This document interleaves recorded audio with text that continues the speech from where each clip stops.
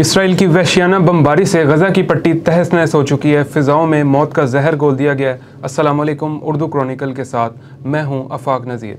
फ़लस्तीनी शोहदा की तादाद 2000 से तजावुज़ कर चुकी है।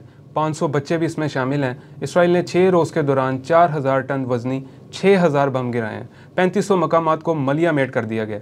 फ़लस्तीनी मुज़ाहमत पसंद तंजीम हमास ने भी तारीख बदल दी है। एक हफ्ते बाद भी हमास के जांबाजों के हौसले बुलंद हैं और इसराइली शहरों पर रॉकेट हमले जारी हैं। इसराइल की अमवात की तादाद 1500 के करीब जा पहुंची है और 11 लाख फ़लस्तीनियों को जो 24 घंटे में गज़ा सिटी छोड़ने की धमकी दी थी इसराइल ने, उस सिलसिले में हमले के लिए टैंक, तोपखाने और फ़ौजी गज़ा की पट्टी पर पहुँच चुके हैं।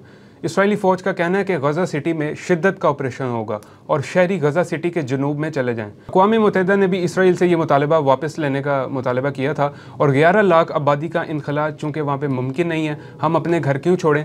नेते फ़लस्तीनियों ने आलमी बरादरी से सवाल उठा दिया। इसराइल ने ज़मीनी हमला किया तो फ़ौज को नेस्तो नाबूद कर देंगे। हमास ने भी सख्त वार्निंग दे दी है। हमास के तर्जुमान अबू उबैदा ने दावा किया है कि जंग के आगाज़ में ही इसराइली फ़ौज का गज़ा डिवीज़न तबाह कर दिया था। ऑपरेशन अल-अक्सा फ्लड में तवक्को से ज़्यादा कामयाबी मिली है।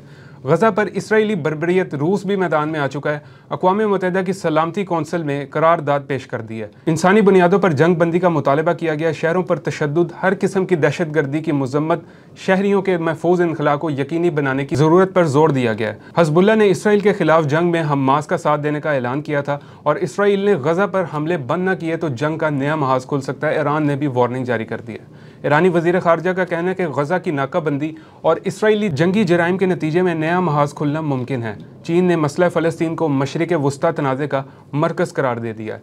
ये थी वो अभी तक की तमाम तर डेवलपमेंट्स जिनसे मैंने आपको आगाह किया है।